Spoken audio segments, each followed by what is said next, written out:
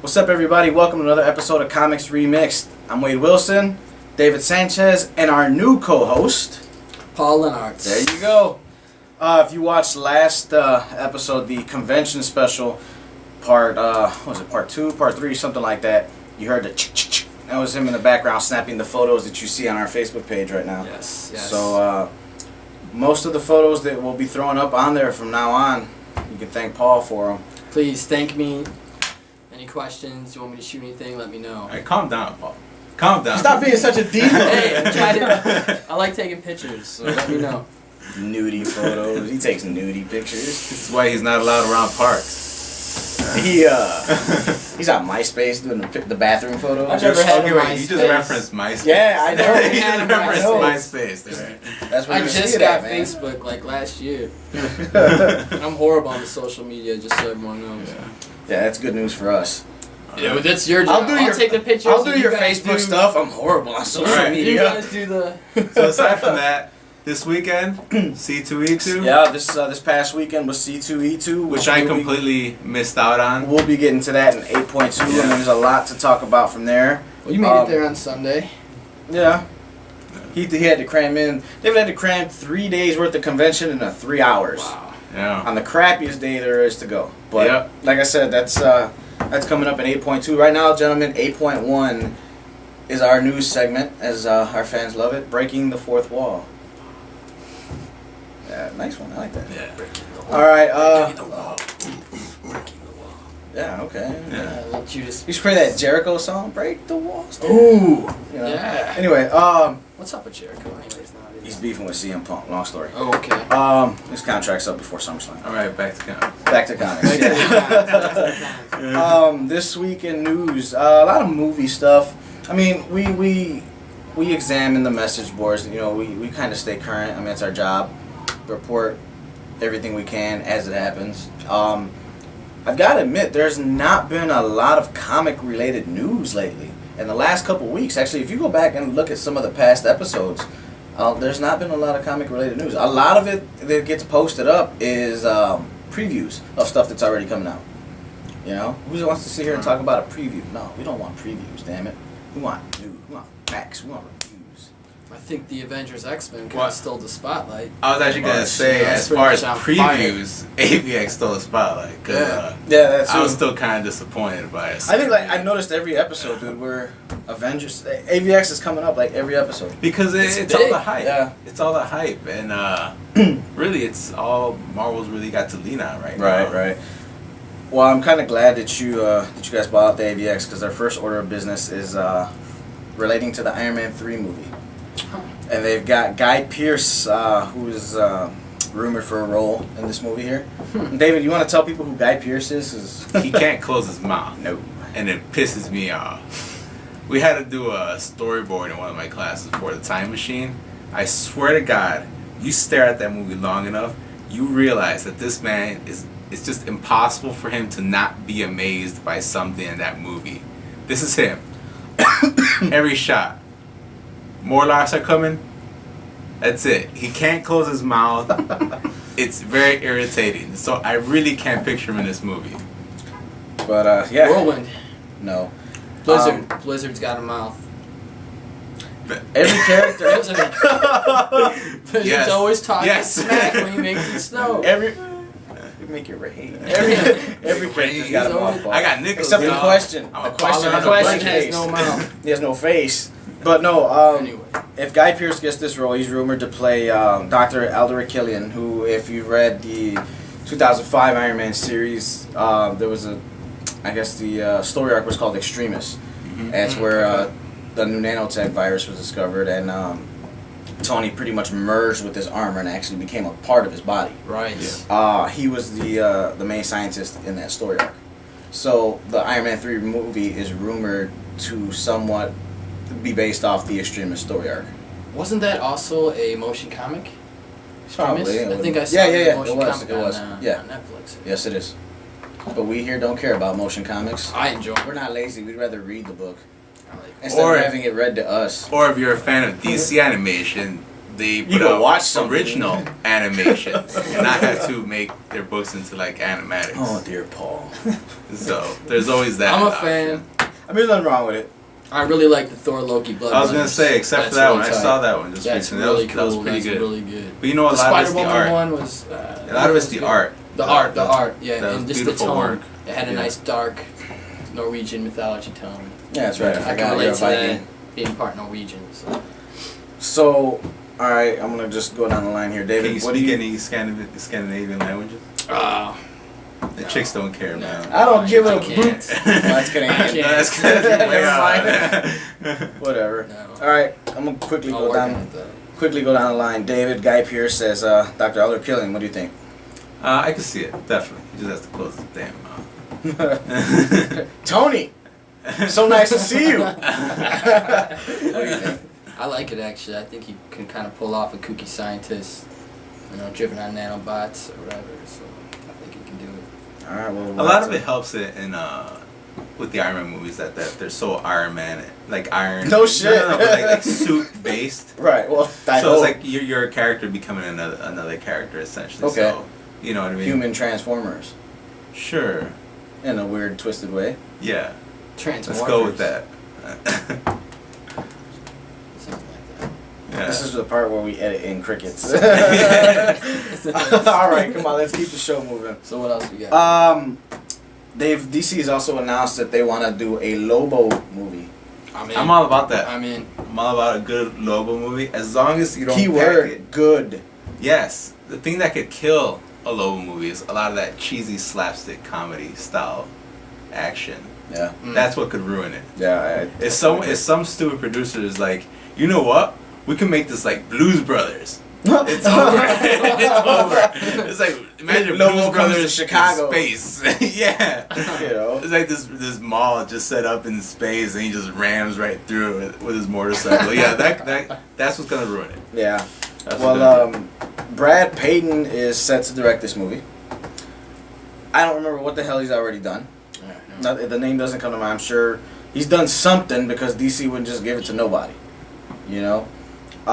So anybody out there who knows a Brad Payton movie, or yeah, please write us, let us know, because I mean I could Google it, but I'm lazy. See, there is a cheesy angle that Lobo could play off of, and that's the grindhouse type of violence. I could definitely see that. That's the only way that you could really put in a Lobo, mix in some comedy and some gore. That'll be a great way to put in Lobo. So I probably wouldn't even aim for a multi-million-dollar budget in this one. No, keep it low, but Simple don't keep sci-fi. it. You know, don't make it cheesy. Something in the realms of Blade. Yeah, that would be cool. You know, the original. Maybe the second one. The third one, I was just waiting for Triple H to pedigree somebody. What was the Quentin Tarantino Grindhouse movie? Death Proof. Death. Yeah. Was it Death Proof? Death or Proof, no, it's and Planet then Terror. One was Planet Terror. Yeah. But they were on the same segment. Imagine Planet Terror mixed with Krull. You guys ever Krull? seen Krull? I don't know if I've seen In the Krull. 1980s. It was Like a really Conan. bad sci-fi. Oh, okay, yeah. You know that kind of cheesy sci-fi like that? Sure. Like the Barbarians? You ever see that in the 1980s? Yeah. Like Okay, those cheesy 80s Yeah. movies. Like Dune and stuff. Right. Mixed with Planet Terror. Pretty I much. Like that, yeah. Well, who's gonna play Lobo? That's the See, question. that's That's they the haven't. question. They have not announced any casting, but Jeffrey Dean Morgan has stated that if he would play Lobo, that's his dream role. Now, for those that don't know, Jeffrey Dean Morgan played the comedian in Watchmen. Oh, okay. You know, he was also in Jonah see Hex. He was in The Losers. He was in P.S. I Love You. Don't ask me how I know. Well, they have similar features the way they always draw Lobo. And I can see the features. I can see that. When he played the comedian in Watchmen, he kind of showed that he could do kind of like a twisted character. Like when he had the breakdown, when he broke into the villain's house, he had the mental breakdown, started crying, or when he would go totally psychotic and just shoot people up in Vietnam. I could see it. I could definitely see I it. can see it. I'm for it. You guys for it? Of course, Yeah, if they ever I'm do for it. like a Watchmen Lobo crossover, it's gonna He's get really really gonna have to hit confusing. the weights, though. I mean, you can't have a bunch of armor on Lobo. Well, no. I mean, come on. it's natural. They're gonna do some great Yeah. makeup effects, and they're gonna have to put some CGI in there. Yeah, or something like what they did with Hellboy, where they actually put Yeah, out the body exactly. muscle. See, it I worked like with that better Hellboy. than the It CGI. might work with Lobo. That's one of those things that's on a wait and see. Right. I mean, because they tried it with The Thing and the Fantastic Four movies, and look how that turned out. That was yeah. Yeah. They should have CGI'd it all the way. But actually, to me, that was the only good part of the Fantastic didn't mind Four it. movies. I didn't like the Fantastic Four movies at all. What? I I don't. mean, I didn't like them either, but Except for the Silver Surfer movie, because I liked Silver Surfer, but that's just it. I like Jessica Alba. I didn't like her as. I don't like her as Sue Storm. I said I like Jessica I don't think, Alba. it's the casting. The casting. I would say. I thought Reed was they decent. They I didn't did- put I a lot liked into it. the I casting. thought Fantastic Reed was Four. decent. Johnny Storm was hilarious, I thought too. He was a good Johnny Stormer. Yeah. He ain't no damn Captain America. I'll tell you that. Oh, okay. That's right. I don't know. The Captain America movie that came out I was still really haven't good. seen it. I can't see him playing a dual role. I hate when they do that. Oh, okay, that's what it is. Yeah, that is I mean, confusing. If you're gonna be Johnny Storm in the Marvel Universe, It worked. It worked. How are you gonna be Captain I America? agree. I just don't like when they do it. No. And then of course now that they're coming out with this new director for the second Captain America, you kind of get it. You get it because that first one, just to keep because everybody references it and compares it to like the Rocketeer because it didn't have that feeling because it was in that It's the time. same time frame. It was in that time, so maybe it does require a new director because now the new movie is in modern times. Right. Okay. I see what you mean. So you have to think about it in that way. Yeah. As far as Lobo, if you guys saw Lobo throughout the 52 series, he actually looked like Jack Sparrow from Pirates of the Yeah. Caribbean. yeah. So the whole muscle thing is not an issue. They had him layered up in like that just like Jack Sparrow, those kind of jackets that they wear, the pirate garb. So he's not as buff in the He's new buff, 52? but it's just like 'Cause it's he's not. big. Usually Lobo's a what, he wore a you wife know, beater? He's bigger than Superman. He had like a leather jacket. A It jacket, always a changed sleeveless up. jacket for the most part. Yeah, it wasn't that Lobo. was It wearing, wasn't like, biker Lobo. It was pirate biker pants, your boots, shit like that. Yeah. Yeah. Well, it looks good then. He hasn't wore that look since like '91. What does that tell you? Next. Good one. Our last order of business for this episode, the man, Stan Lee, will be appearing at Wizard World this year here in Chicago, Rosemont. Cool. But that's not the news. The news is that he is starting his own convention. What? Wow. Yeah, it's gonna be Balls called. up, Stanley. Wow. It's gonna be Balls called up, yo. Stan Lee's Kamikaze Expo, and it's presented by Powell Entertainment. It sounds like a good idea, depending on what time of year is it going to be. Are you gonna It's set to launch. in August or in April with CTE 2 Comic. No. It's set to launch in Los Angeles this year, Okay. 2 months after San Diego Con. So it's Oh. gonna launch September 15th and 16th. You know what? That's a good frame.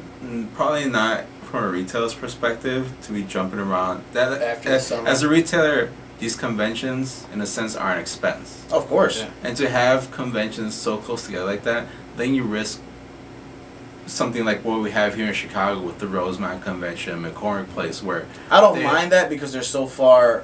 Like we have C2E2 in April, One's in and the August. crap in yeah, August. but you see just that separation Call it alone. like it is. Man. They're more than It's likely getting they're worse. unwilling to Oh wait, have we that gotta extra submit expense. for press to Wizard World. So I like Wizard World. Yeah, but you know what I mean. They Eh, call from a it crap. retailer's perspective, We're here to make it better. Stanley has to put in a lot of like marketing power into this. Well, to see, really he's not convince- doing it by himself though. He's got a business partner named Regina Carpinelli. Okay. So from what I understand, she's been, as far as conventions go, she's been around the block. I had to throw that in there. I want to make her sound like she's all slutty and stuff. So I mean, it's only so long that Stanley can do this. I think it's just he'll be there this year. Maybe he might do the next one.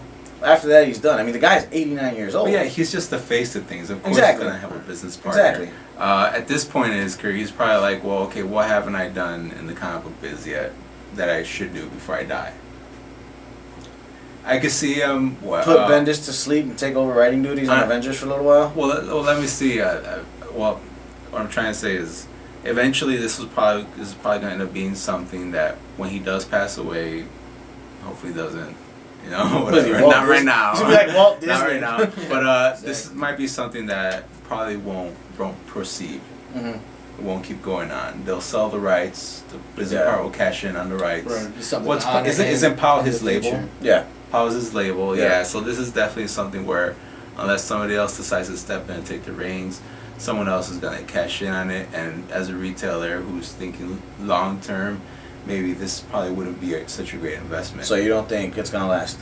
I don't think. What about you? I disagree. I think it will last, based on especially if as he does get older, it'll be a memory of him and an honor of Stanley, and people will want to go there, to remember him. I mean, that's why I'd want to go there and keep it going. Just Stanley's a name that's never going to be forgotten in comic books. Who? Huh? But I would like to see something, not in the summer. I mean, in the winter, it'd be kind of cool to actually get out in the winter and go do something. Excuse me. You try to bring tourism to Chicago in the winter. Yeah, I really. like it when it try. snows into the city, so whatever.